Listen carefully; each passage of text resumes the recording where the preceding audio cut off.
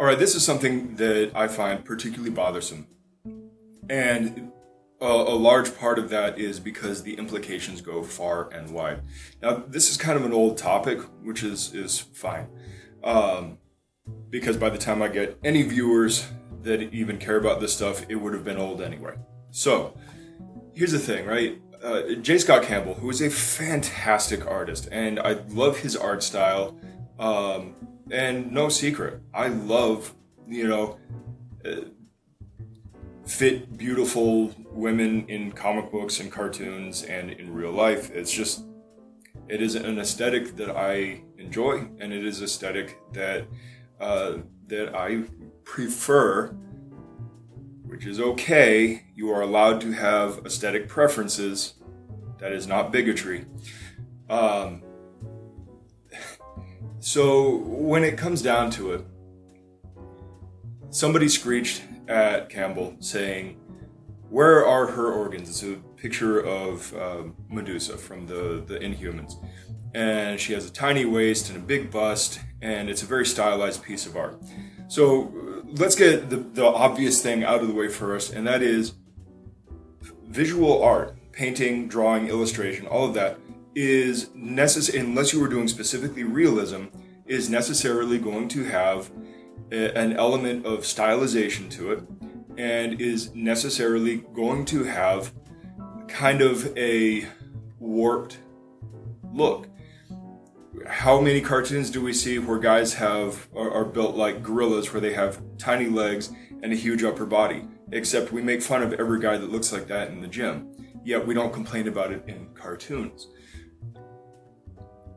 And that's one of the problems with this argument. One of the problems with this argument is that it is very one-sided. It is a one-way road, and that is, apparently, you cannot draw, paint, whatever, women who are sexually attractive to a specific aesthetic, but everybody else is okay. It's completely fine to sexualize men. And if you want to draw, an average supermarket woman, which was actually one of the arguments against Campbell, you could do that. But apparently, trim, fit, curvy women, not allowed. Because they don't represent the average woman. What superhero represents the average man? It's a non-argument. It is literally people cherry-picking things that they don't particularly like. There are a lot of art styles that I don't like, but I'm not interested in getting those artists taken down. I'm not interested in you ruining those artists' careers or lives. I just don't spend my money on them. And if I see those pictures on the internet, I just skip by them because they don't create an emotional reaction in me, because I'm kind of in control of my own emotions. So that's part one of it, right? It's art style, and it is, cherry picking, politicizing. Apparently, it's wrong for women to be busty.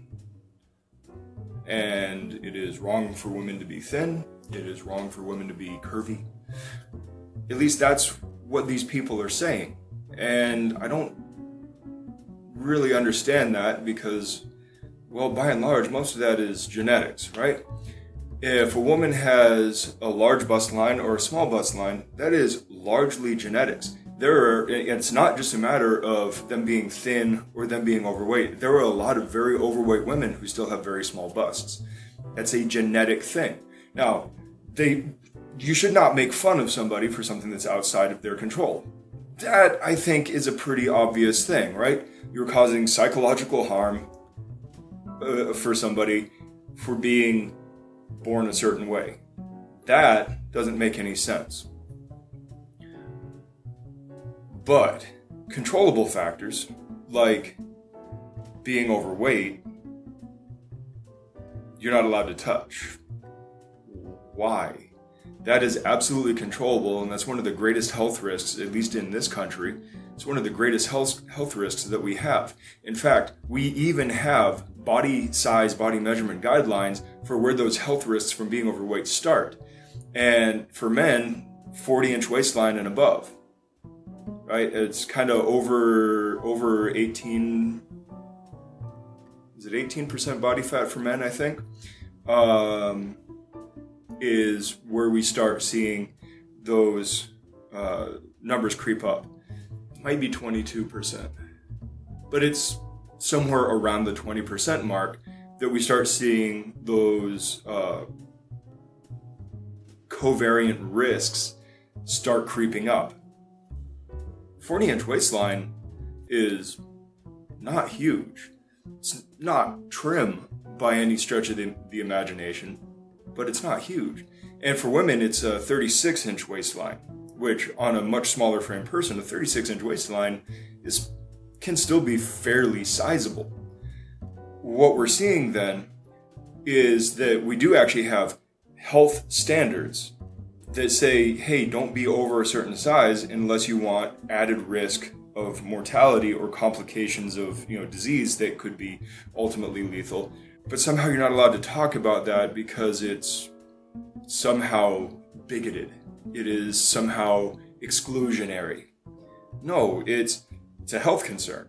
If you care about people, you actually try to encourage them to do the things that will help them live a longer, happier, more productive life.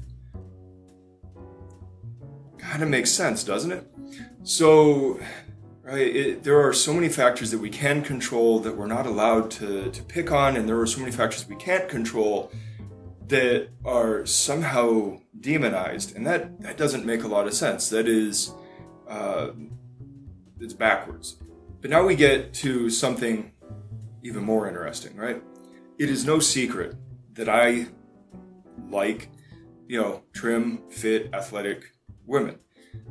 And the funny part is, looking at a lot of social media pages of women who lift weights and do CrossFit and gymnastics and calisthenics and whatnot, it is not an uncommon thing at all to see a woman with a very small waist. And that small waist does not magically make her organs disappear. And so this idea of where are her organs, are they up in her boobs, is not an argument. And again, the art is stylized, and maybe the proportions are a little bit skewed, but the fact is that there are some very fit women, very healthy women, who have very small waistlines, not artificially, but because they exercise and they do nutrition right, and thus they just end up with a very small midsection. Now, grand majority of them do have a smaller bust line, because as you lose fat, you will lose fat from your breasts, but some of them have still a fairly normal bust line. And these are probably women who, were they at a more typical body fat percentage, they would probably have a very large bust. It also depends a lot on how fast they lose weight and how low in body fat they go. There's a lot of factors that go in there, and it is still primarily genetic, secondary to the exercise. And yes, you know what? There are a lot of women who get very lean like that, and then they decide to get breast augmentation because maybe they're models or they're actresses or something, and they think it is warranted to have that augmentation to do their job and actually become who they want to be. And that's their prerogative. I'm not a huge fan of cosmetic augmentation. But if cosmetic augmentation is something that helps your psychological state of mind and continue to be a happy, productive individual, then I guess go for it. You're an individual, and that's not my life. When it comes down to that, it doesn't matter what my preference is there. And the fact is that it is just something that happens and will pretty much always happen.